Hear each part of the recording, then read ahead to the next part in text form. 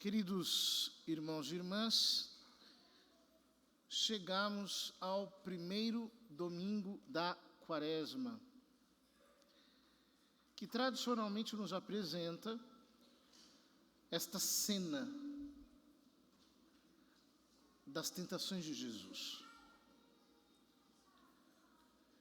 Portanto,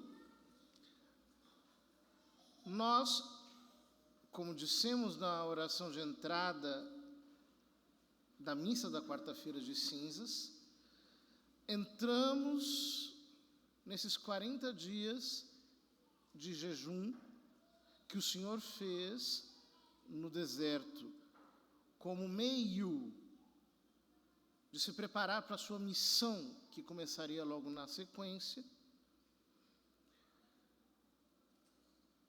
E ali acontece o grande treinamento.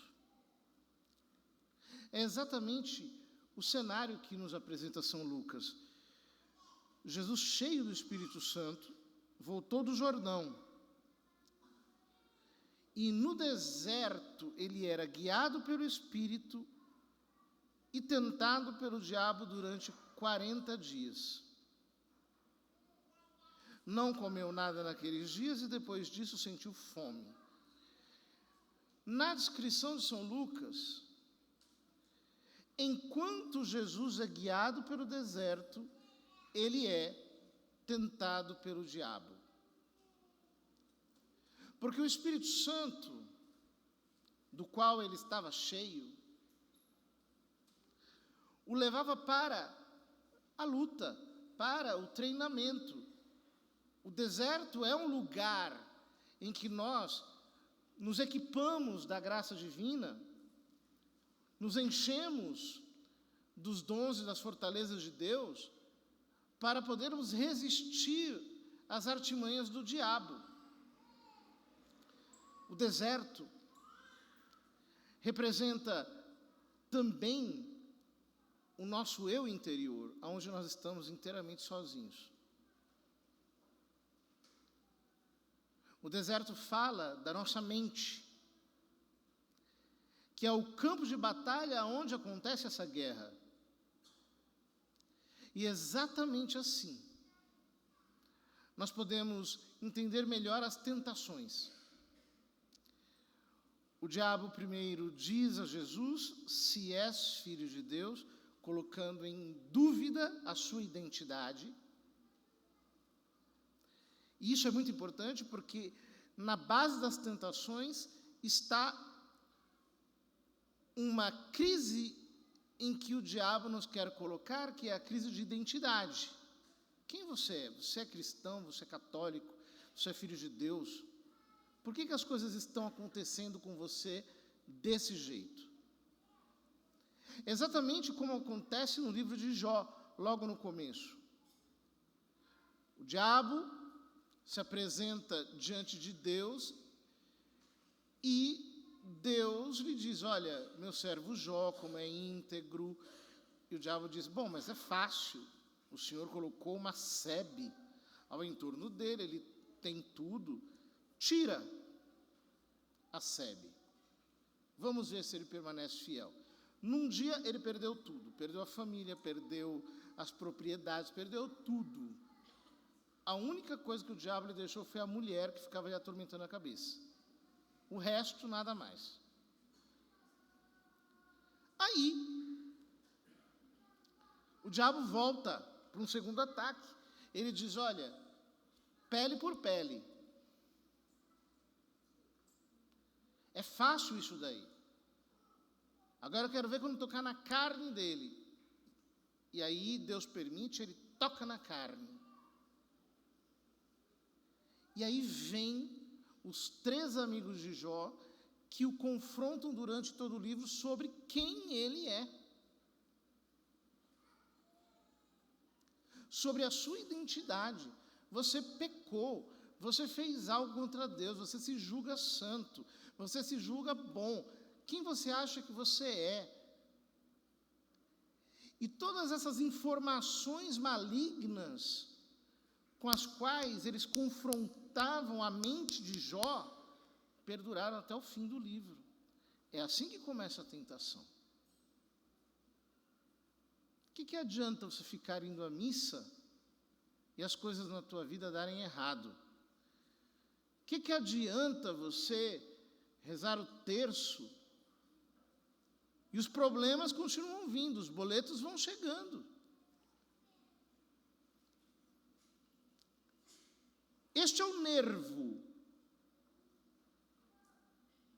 que puxa o diabo.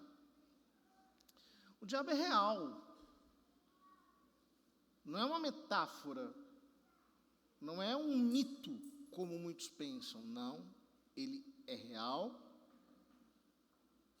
E as suas ações podem ser perfeitamente vistas se nós prestamos bem atenção. É uma pessoa, mas é invisível. Tem inteligência e vontade. Odeia a Deus, mas não apenas a Deus, ele odeia você. Ele quer te destruir. A primeira coisa que ele oferece a Jesus: manda que esta pedra se mude em pão.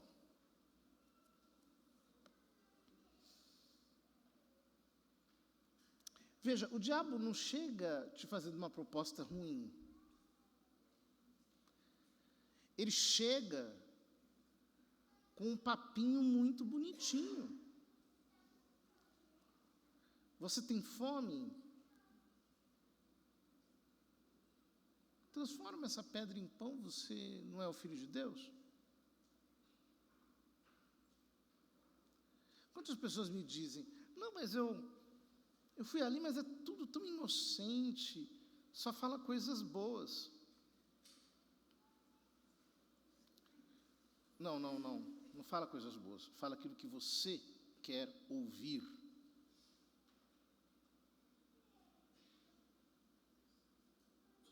E fala o que você quer ouvir,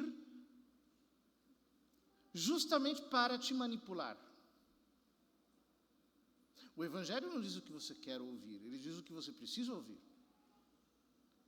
O Evangelho é o poder de Deus para a salvação de todo aquele que crê, mas não há nada que te tire mais da tua zona de conforto. Não há solução fácil com o Evangelho. Não tem mágica, não tem feitiço. Você não vai transformar pedra em pão, pedra é pedra, pão em pão. Se você quer sair de uma situação, você tem que trabalhar com aquilo.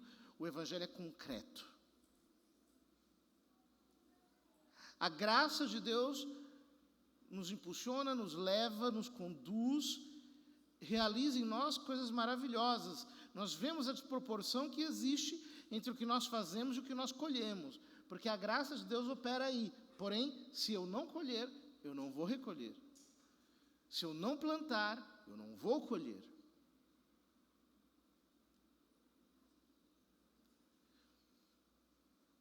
Segunda tentação é a tentação da vanglória. É a tentação que coloca diante de você todos os reinos do mundo e te faz desejar aquilo. Se você quer dinheiro, ele vai te falar docemente ao ouvido: nossa, olha, eu tenho aqui grana para te dar, facilidades. Faz esse caminho, você vai conseguir chegar longe. Vem para cá, faz assim, faz desse modo, faz daquele outro modo. Ou seja, ele vai te oferecer aquilo que o Evangelho não te oferece. Porque o Evangelho, se tem uma coisa que Jesus nunca fez no Evangelho, ele curou surdos, ele expulsou demônios, ele ressuscitou mortos, ele limpou leprosos, ele curou cegos, paralíticos, mas ele não transformou um pobre num rico. Isto ele não fez.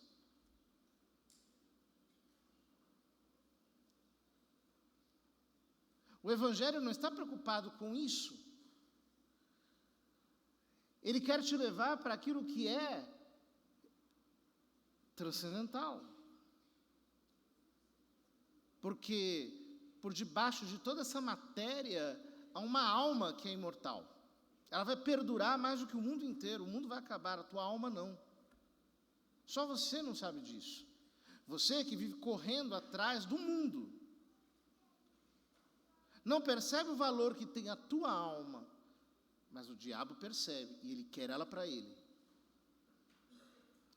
Então ele está disposto, porque sabe negociar, a te dar o mundo inteiro, se você puder lhe dar a sua alma.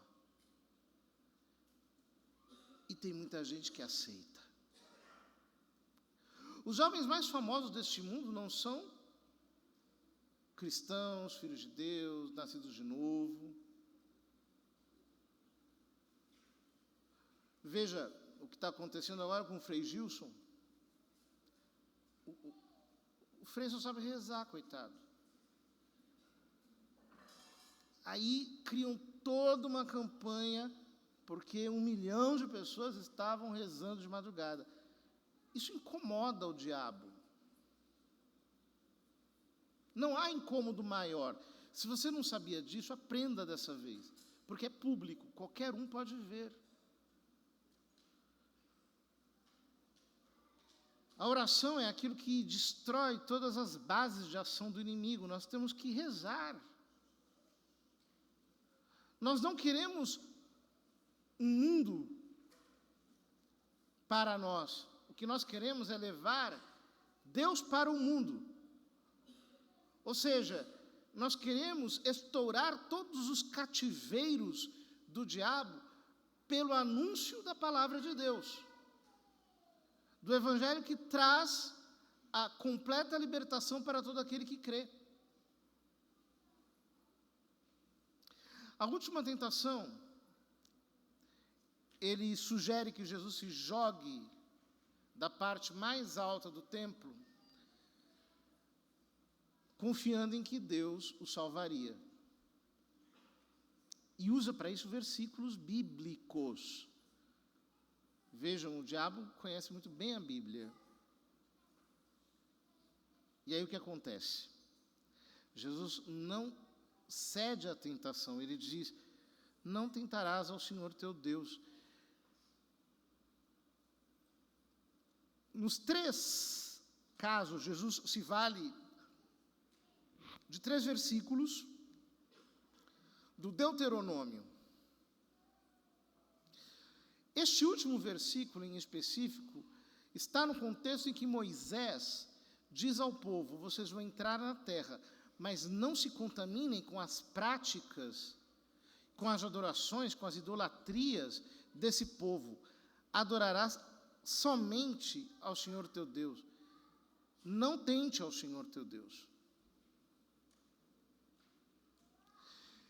Hoje nós temos uma ostentação do mal. Eu fico impressionado, queridos irmãos, porque antigamente as coisas eram mais camufladas. Agora o diabo tirou as máscaras. As pessoas dizem: não, isso aqui é para invocar mesmo, essa batida é para isso, ela não está aí posta de maneira inocente, nós estamos realmente ali e vamos chamar mesmo. Esses dias eu estava indo com 2 outros clérigos para um encontro de padres, e era segunda-feira de carnaval, na rua, jovens indo para o bloquinho, os malditos bloquinhos. Os chifres do diabo, fantasiados com chifres. Por que eles não se dão conta de que isso é uma coisa ruim? Por que brincam com isso? Porque, de fato, o diabo, ele não chega te ameaçando. Ele não vem assim com a sua pior face. Ele chega docemente. Parece que ele é o teu amigo, digamos assim, do B.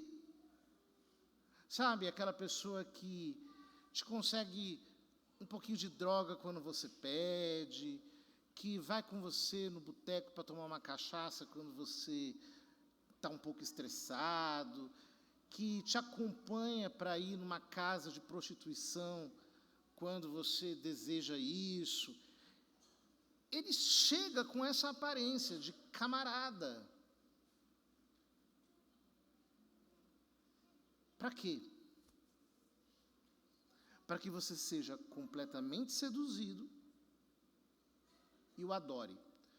No centro das tentações de São Lucas está a adoração. Eu te darei tudo se prostrado me adorares. Ele deseja ser adorado.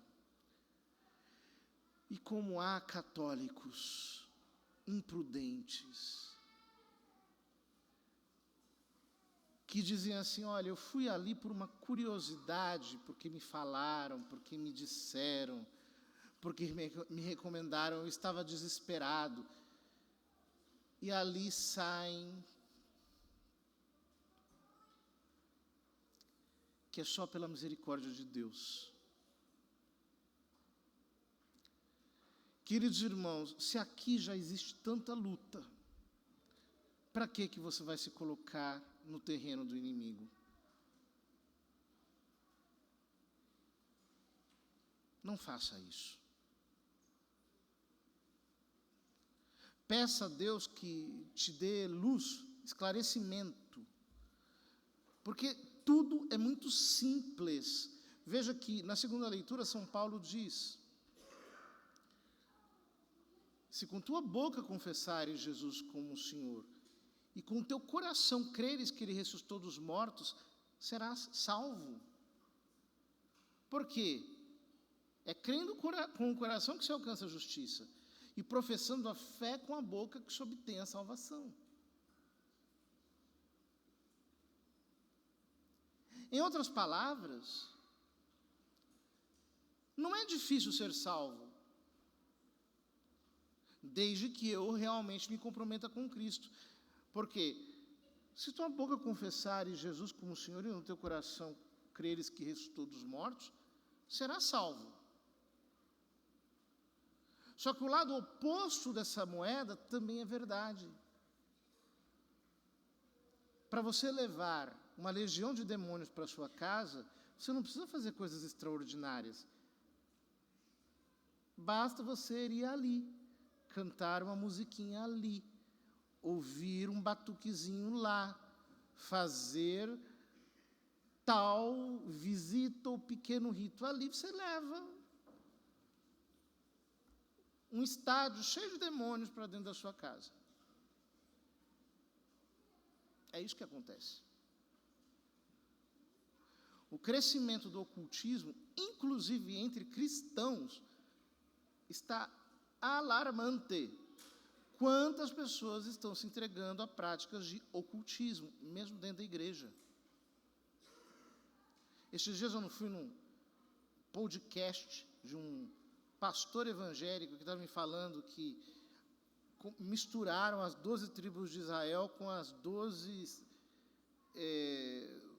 planetas do zodíaco, e aí vão criando toda uma espécie de astrologia bíblica, toda supersticiosa. Não tem base na observação, em nada, na superstição. Está cheio disso por aí. Nós precisamos tomar cuidado e não nos expor às armadilhas do demônio. Peçamos ao Deus nessa quaresma que nós permanecemos vigilantes em combate. Há um combate sinistro acontecendo. É invisível. Nós não vemos. De repente é um parente teu que se levanta e fala: o que está acontecendo aqui? Não tem causa. Tem um demônio lá atrás. Pode rezar que tem. Quantas vezes? Parece que com uma faísca se acende um fogaréu dentro de casa, ou dentro de onde a gente estiver, muitas vezes, olha, eu me refugio no banheiro. Satanás, sai desse lugar em nome de Jesus Cristo. Pá! Quando eu saio, está todo mundo tranquilo. Há uma luta real acontecendo. Não é uma brincadeira. Não pense que nós estamos aqui fazendo um esporte. Eu vou à igreja, nossa. Não, é uma luta real. Ou você está do lado de Cristo com todo o seu ser, ou você está do outro lado. Não tem jeito.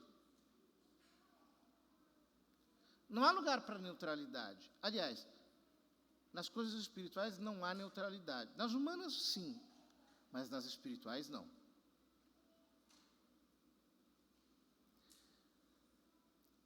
Sejamos precavidos, queridos irmãos,